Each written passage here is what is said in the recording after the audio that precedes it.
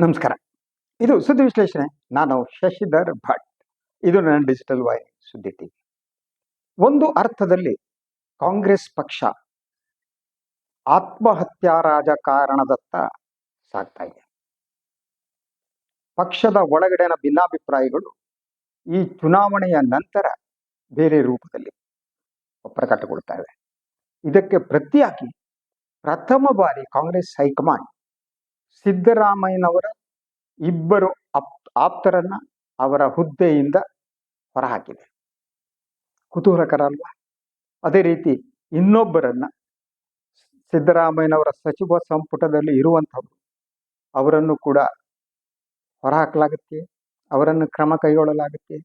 ಇದ್ದಕ್ಕಿದ್ದ ಹಾಗೆ ಕಾಂಗ್ರೆಸ್ಗೆ ಈ ಶಿಸ್ತು ಅನ್ನುವುದರ ಬಗ್ಗೆ ಅತಿಯಾದ ಪ್ರೀತಿ ಯಾಕೆ ಬಂತು, ಯಾರಿಗೆ ಮೆಸೇಜ್ ಕೊಡ್ತಾ ಇದ್ದಾರೆ ಅನ್ನೋದು. ಸೊ ಒಂದು ದಾವಣಗೆರೆ ಉಪಚುನಾವಣೆಯ ನಂತರ ನಡೆದಂತಹ ರಾಜಕೀಯ ಬೆಳವಣಿಗೆಗಳು ಎಲ್ಲರ ಗಮನವನ್ನ ಸೆಳೀತಾ ಇದೆ.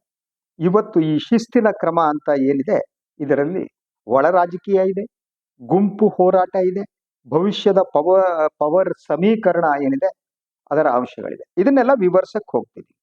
ಸೊ ಏನಾಯ್ತು ಹಾಗಿದ್ರೆ, ಏನ್ ನಡೆದದ್ದು ಅನ್ನೋ ತಮಗೆ ಗೊತ್ತಿದೆ. ಏನ್ ನಡೆದದ್ದು ಅಂತ ಹೇಳ್ಬಿಟ್ಟು ನಂತರ ಈ ಮೂವರನ್ನ ಹೊರದಬ್ಬುವುದಕ್ಕೆ ಕಾಂಗ್ರೆಸ್ ಏನು ಮುಂದಕ್ಕೆ ಹೆಜ್ಜೆ ಇಟ್ಟಿದೆ.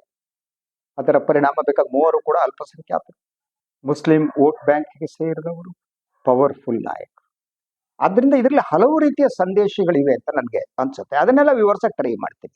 ಒಂದು ಗೊತ್ತಿದೆ ನಿಮಗೆ, ಅಲ್ಪಸಂಖ್ಯಾತ ಘಟಕದ ಅಧ್ಯಕ್ಷರಾದಂತಹ ಅಬ್ದುಲ್ ಜಬ್ಬಾರ್ ಈಗಾಗಲೇ ಅವರು ರಾಜೀನಾಮೆ ನೀಡಿದ್ದಾರೆ ಹೈಕಮಾಂಡ್ ಸೂಚನೆಯ ಮೇರೆಗೆ. ಹಾಗೇನೆ ಮುಖ್ಯಮಂತ್ರಿಗಳ ರಾಜಕೀಯ ಕಾರ್ಯದರ್ಶಿ ನಸೀರ್ ಅಹಮದ್ ಅವರು ಅತಿ ಹಳೆ ರಾಜಕಾರಣಿ. ಅವರು ಬಂಗಾರಪ್ಪ ಸಚಿವ ಸಂಪುಟದಲ್ಲಿ ಮಿನಿಸ್ಟರ್ ಕೂಡ ಆಗಿದ್ದು, ಸಣ್ಣ ಕೈಗಾರಿಕೆ ಕಾಣುತ್ತೆ.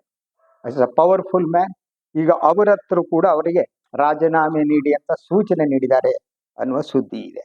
ಸೊ ಇವರಿಬ್ಬರು ಕೂಡ ಸಿದ್ದರಾಮಯ್ಯನವರಿಗೆ ಅತಿ ಆಪ್ತರಾದವರು.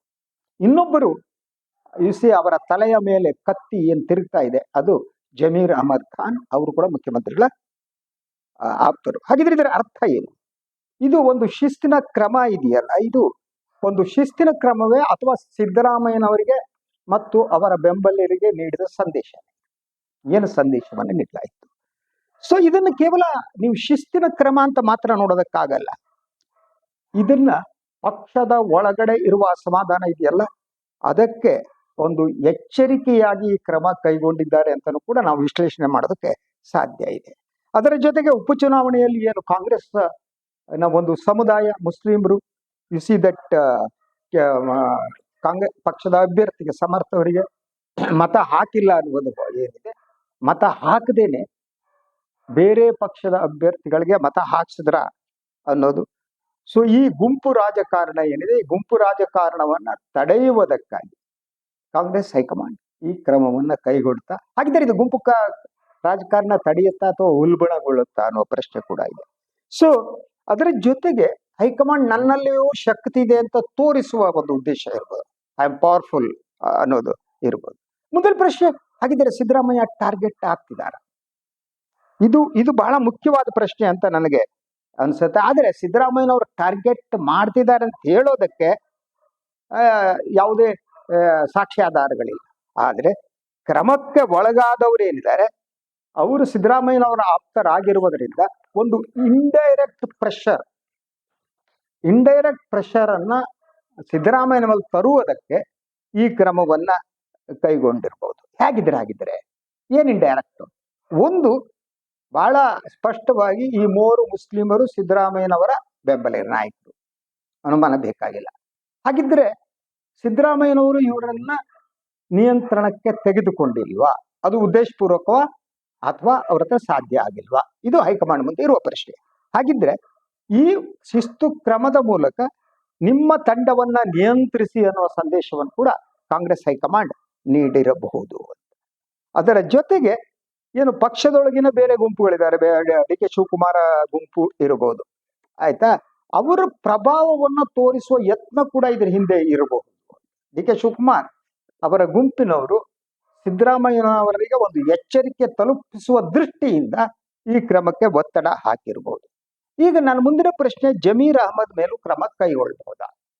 ಈ ಪ್ರಶ್ನೆ ರಾಜಕೀಯ ವಲಯದಲ್ಲಿ ನಡೀತಾ ಇದೆ. ಕಾಂಗ್ರೆಸ್ ಅಲ್ಲಿ ಕೂಡ ಎಸ್ ಜಮೀರ್ ಮೇಲೆ ಆಗ್ಬಿಡುತ್ತ ಅಂತ. ಆದ್ರೆ ಒಟ್ಟಾರೆ ಪರಿಸ್ಥಿತಿಯನ್ನು ನೋಡಿದ್ರೆ ಜಮೀರ್ ಮೇಲೆ ಕ್ರಮ ಕೈಗೊಳ್ಳುವುದು ಅಷ್ಟು ಸುಲಭ ಅಲ್ಲ.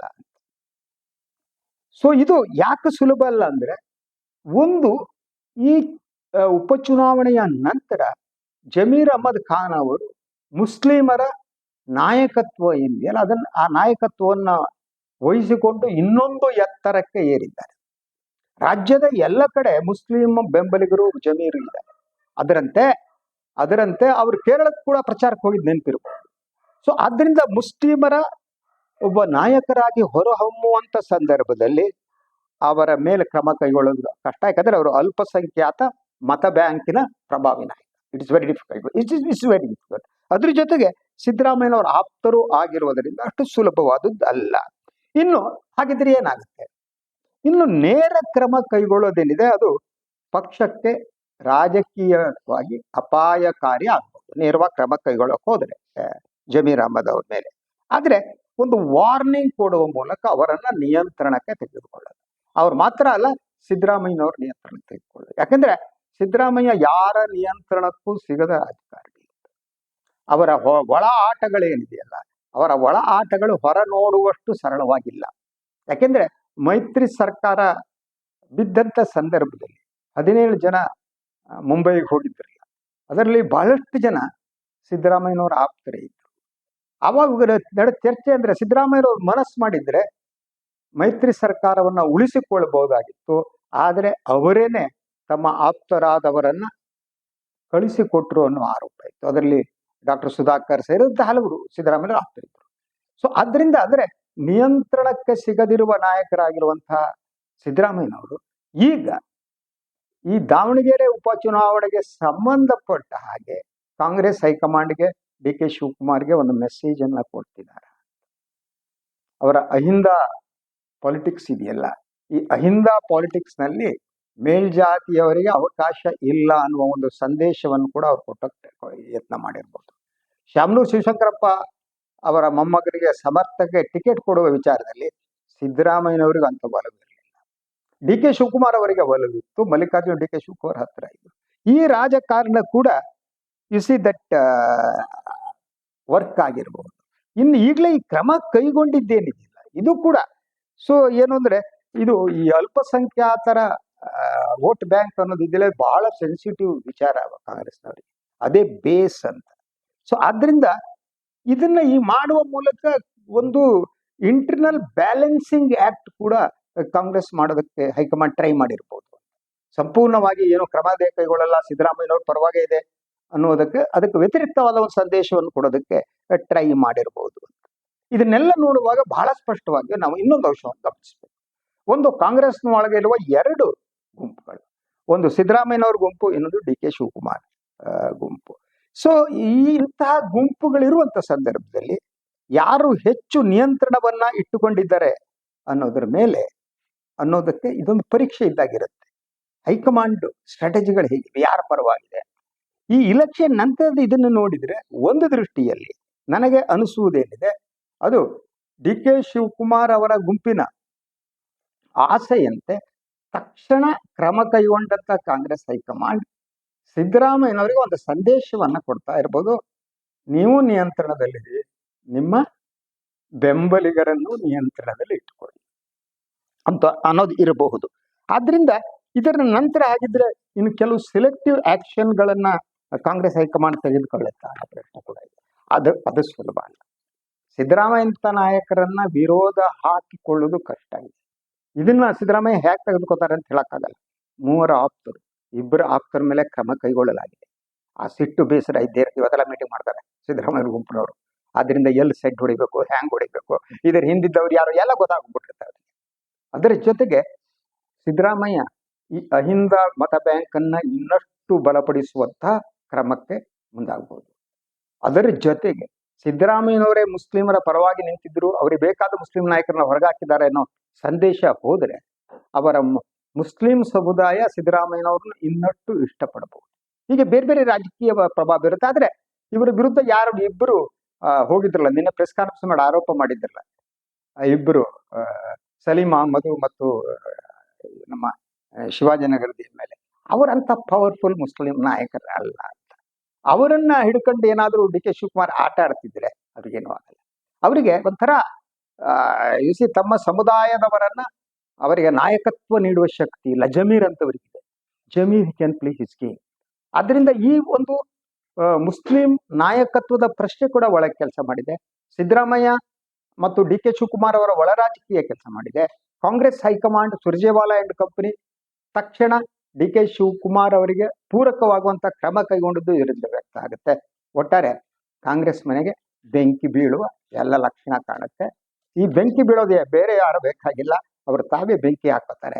ಹಾಗೇನೆ ಈ ಆತ್ಮಹತ್ಯಾ ರಾಜಕಾರಣ ಇದೆಯಲ್ಲ, ಕರ್ನಾಟಕದಲ್ಲಿ 136 ಜನರನ್ನ ಕಳಿಸಿದಂತ ನಾಡ ಜನತೆ ಇದೆಯಲ್ಲ, ಅವರಿಗೆ ದ್ರೋಹವನ್ನು ಮಾಡ್ತಿದ್ದಾರೆ. ಇನ್ನೇನೂ ಇಲ್ಲ. ಅಧಿಕಾರ ಲಾಲಸೆ, ಅಧಿಕಾರ ಕಿತ್ಕೊಳ್ಬೇಕು, ಅಧಿಕಾರ ಕೊಡಲ್ಲ, ಯಾವುದೂ ಇಲ್ಲ. ಜನ ಇದನ್ನೆಲ್ಲ ನೋಡ್ತಾ ಇರ್ತಾರೆ. ಅಲ್ಟಿಮೇಟ್ಲಿ ಇವರನ್ನ ಕಸದ ಬುಟ್ಟಿಗೆ ಹಾಕಿದ್ರೆ ಕೋಮುವಾದಿ ಪಕ್ಷ ಬಂದ ಅಧಿಕಾರ ಹಿಡ್ಕೊಳ್ಳುತ್ತೆ. ಆವಾಗ ಕೈಯಲ್ಲಿ ಪಾತ್ರೆ ಹಿಡ್ಕೊಂಡು ಅಲ್ಲಿ ಟೌನ್ ಹಾಲ್ ಎದುರು ನಿಂತ್ಕೊಂಡು ಡಗ ಡಗ ಡಗ ಡಗ ಡಗ ಡಗ ಅಂತ ಪಾತ್ರೆ ಬಡ್ಕೊಂಡು ಕೂತ್ಕೋಬೇಕಾಗತ್ತೆ. ಆ ಲೆವೆಲ್ ಇವರೇ ತಪ್ಪಿಸ್ಕೊತಾರೆ. Let us wait and see. ಇದು ಇವತ್ತಿನ ಸುದ್ದಿ ವಿಶ್ಲೇಷಣೆ. ಇನ್ನೊಂದು ವಿಚಾರದಾಗ ಮತ್ತೆ ಬರ್ತೀನಿ. ನಾನು ವಾಯಿನ್ ಲೈಕ್ ಮಾಡಿ ಸಬ್ಸ್ಕ್ರೈಬ್ ಮಾಡಿ ಬೆಲ್ ಐಕಾನ್ ಪ್ರೆಸ್ ಮಾಡೋದಕ್ಕೆ ಮರಿಬೇಡಿ. ಹಾಗೇನೆ ಸಾಧ್ಯ ಆದ್ರೆ ಸಹಾಯ ಮಾಡಿ, ಸ್ವತಂತ್ರ ಪತ್ರಿಕೋದ್ಯಮವನ್ನು ಬೆಂಬಲಿಸಿ, ನನ್ನನ್ನು ಆಶೀರ್ವದಿಸಿ. ಎಲ್ಲರಿಗೂ ನಮಸ್ಕಾರ.